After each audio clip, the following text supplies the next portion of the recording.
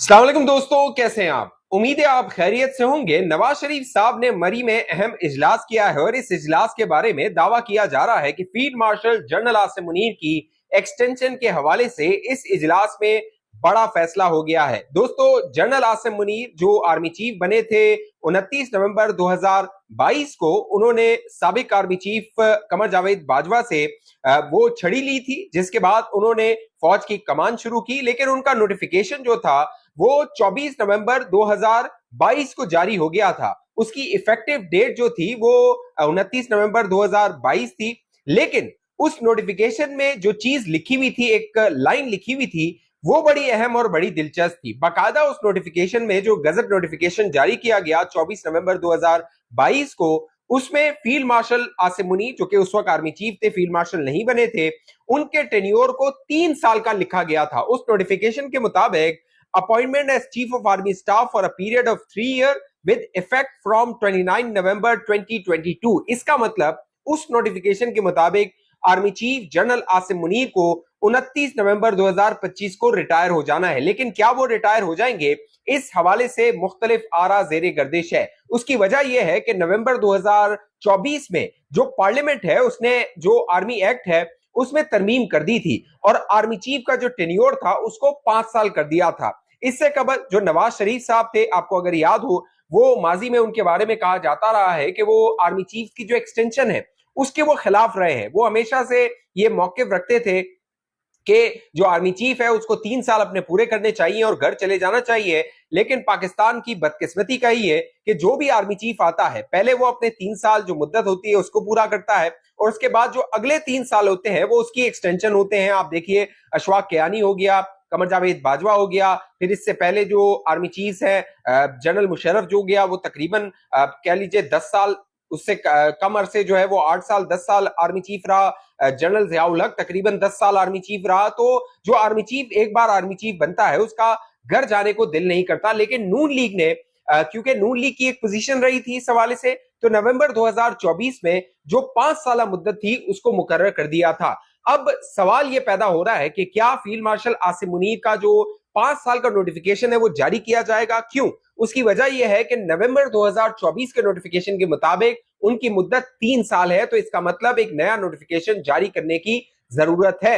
एक notification formality जो है उसको पूरा करने की जरूरत है। अगर वो नोटिफिकेशन नहीं होता तो ये मामला, जिस तरह कमर जावेद बाजवा का मामला सुप्रीम कोर्ट चला गया था आसिफ सईद खोसा की अदालत में, और उसके बाद जो पार्लियामेंट थी उसको तरमीम करनी पड़ी थी, कानून साजी करनी पड़ी थी, और उस कानून साजी में जो नून लीग थी उसने भी साथ दिया था। यानी कमर जावेद बाजवा की जब एक्सटेंशन का मामला आया नवंबर 2019 में, तो नून लीग, क्योंकि नवाज शरीफ साहब बैरून मुल्क थे, लंदन में थे, वहां पर उन्होंने अपनी क़यादत को कहा था कि हमें इस एक्सटेंशन में हिस्सा डालना है। हालांकि मैंने बताया नवाज शरीफ साहब की हमेशा उसूली पोजीशन ये रही है कि नवाज शरीफ साहब जो है वो किसी भी आर्मी चीफ को एक्सटेंशन नहीं देंगे। अब एक बार फिर ये बातें हो रही हैं कि जब मरी में इजलास हुआ है, क्योंकि ये इजलास इसलिए अहम था कि इसमें नवाज शरीफ साहब थे, उनके साथ वजीर आजम शहबाज शरीफ थे, और उनके साथ जो वजीर आला पंजाब है मरियम नवाज, वो इस इजलास में शामिल थी। इस इजलास का जो बयान जारी किया गया, प्रेस स्टेटमेंट जारी की गई, वो जब मैं पढ़ रहा था तो उसमें आर्मी चीफ की या फील्ड मार्शल का जिक्र तो नहीं था कि उसका नोटिफिकेशन या उसकी एक्सटेंशन,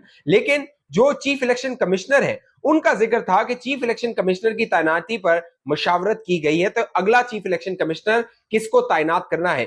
एक और लाइन जो बहुत दिलचस्प और बहुत अहम थी इस मुलाकात की प्रेस स्टेटमेंट के बारे में, वो ये थी कि नवाज शरीफ साहब ने वजीर आजम पाकिस्तान को हिदायत की है कि जो इत्तेहादी हैं उनसे राब्ता रखा जाए आईनी और सियासी मामलात के हवाले से। यानी आईनी और सियासी मामलात हैं उनके हवाले से इत्तेहादियों से मशावरत की जाए। इससे कबल ये खबरें आ रही थी और जेर गर्दिश थी कि 27वीं आईनी तरमीम आने वाली है और जो एस्टेब्लिशमेंट है वो 27वीं आईनी तरमीम लाना चाहती है, और नवाज शरीफ साहब हिदायत दे रहे हैं कि आईनी मामलात पर इत्तेहादियों से राब्ते में रहा जाए। तो क्या फील्ड मार्शल आसिम मुनीर के बारे में कहा जाता था वो बहुत सारी जो तब्दीलियां हैं आइन के हवाले से वो करवाना चाहते हैं, सूबों की, चाहे सूबे बनाना हो, चाहे 18वीं तरमीम हो, फिर वफाक जो है उसको मजबूत करना हो, उस हवाले से आईनी मामलात हैं उनको। तो क्या नवाज शरीफ साहब ने अब गो अहेड दे दिया है कि 27वीं तरमीम भी होने वाली है, जनरल आसिम मुनीर की एक्सटेंशन भी होने वाली है? और दिलचस्प बात क्या है, जब ये कह लीजिए आईनी तरमीम हुई, आर्मी एक्ट में तरमीम हुई नवंबर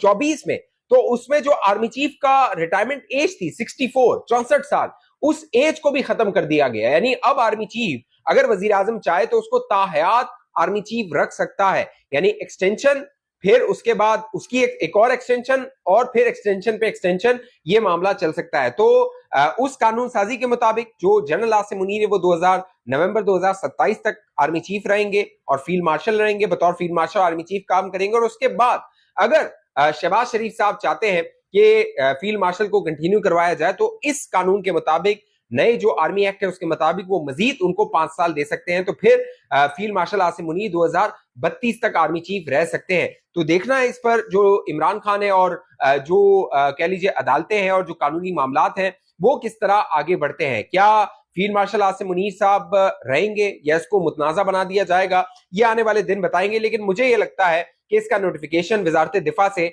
अगले चंद दिनों में या फिर अक्टूबर या नवंबर की इब्तिदा में जारी कर दिया जाएगा, जब तक ये सारा मामला जेर बहस रहेगा। एक और जो मामला है वो बहरिया टाउन के हवाले से है। मैं आपको बताता रहा हूं कि बहरिया टाउन के खिलाफ जो क्रैकडाउन हो रहा है रियासती इदारों का, गुज़िश्ता दिनों इस्लामाबाद में जो बहरिया टाउन है वहां पर छापे मारे गए थे, लेकिन अब जो इंकशाफात तहकीकात में हो रहे हैं और जो दावे सामने आ रहे हैं उनके मुताबिक मलिक रियाज के जो प्राइवेट जेट है वो मनी लॉन्ड्रिंग के लिए इस्तेमाल होते रहे हैं। और दोस्तों अगर आपको याद हो, ये 2010 की बात है जब मॉडल अयान अली, उन पर ये इल्जाम लगा था मनी लॉन्ड्रिंग का और उनको गिरफ्तार किया गया था, उन पर बकायदा मुकदमा चला था, उनका ट्रायल हुआ था और अयान अली पे ये इल्जाम लगा था कि वो प्राइवेट जेट के जरिए बाकायदा यहां से मनी लॉन्ड्रिंग कर रही थी। उस वक्त रहमान मलिक साहब होते थे, वो हयात थे, अभी वो उनकी वफात हो गई है।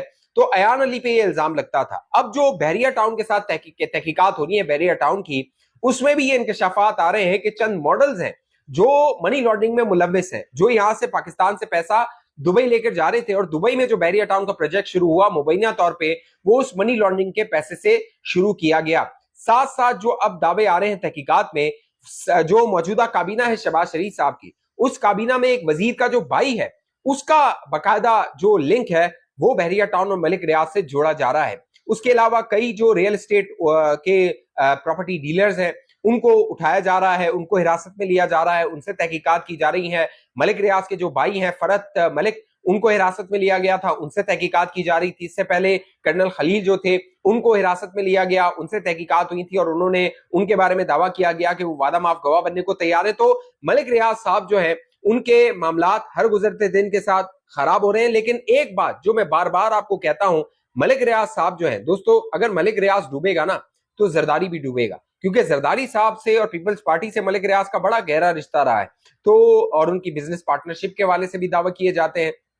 तो मलिक रियाज साहब अगर कह लीजिए उन पर बुरा वक्त आएगा तो जरदारी पे भी आएगा। लेकिन मुझे ये लगता है कि मलिक रियाज भी इस सारे मामले से निकल आएगा और जरदारी का भी बाल भी बीका नहीं होगा। लेकिन अडियाला जेल में जो बैठा हुआ इमरान नियाजी है, उसने अली अमीन गंडापुर को हिदायत जारी की थी और अली अमीन गंडापुर को ट्वीट करते हुए इमरान खान ने कहा था कि तुम सुप्रीम कोर्ट जाओ और मुझसे मुलाकात करो, यानी सुप्रीम कोर्ट से इजाजत लेके मुझसे मुलाकात करो। अब जो अली अमीन गंडापुर है उन्होंने सुप्रीम कोर्ट में एक दरख्वास्त दायर की और उस दरख्वास्त में कहा गया कि उन्हें इमरान खान से मुलाकात की इजाजत दी जाए।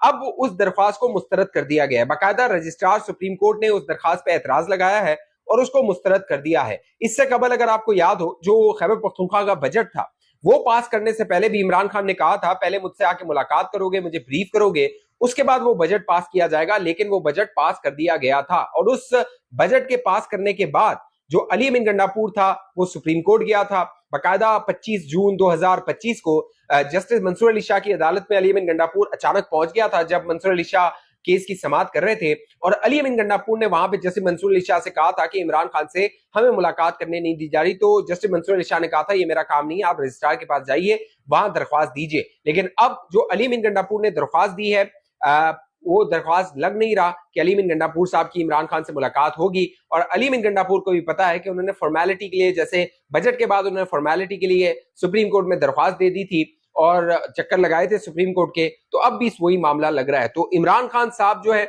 मुझे लग रहा है आने वाले दिनों में फील्ड मार्शल आसिम मुनीर को मुतनाज़ा बनाएंगे, उनकी जो एक्सटेंशन होगी उसको मुतनाज़ा बनाएंगे, सुप्रीम कोर्ट भी वो जा सकते हैं ताकि हाइप बने, केस बने, मामलात हो खराब हो या कानूनी मामलात, कानूनी नुक्ते जो है उनको उठाया जाए। तो देखना है کہ اب عمران خان صاحب کی اگلا حکمت عملی کیا ہوتی ہے. اس حوالے سے آپ دوستوں کی جو بھی رائے نیچے کامنٹ کیجئے. اب تک یہ چینل آپ نے سبسکرائب نہیں کیا ضرور سبسکرائب کیجئے, ساتھ گھنٹی کا نشان اس کو دبائیے, ویڈیو کو لائک کیجئے, شیئر کیجئے, فیس بک پہ دیکھنے والے دوست پیج کو لائک فالو کر کے اس ویڈیو کو لازمی شیئر کیجئے. اگلی ویڈیو تک مجھے اجازت دیجیے, اپنا خیال رکھیے گا. پاکستان زندہ باد.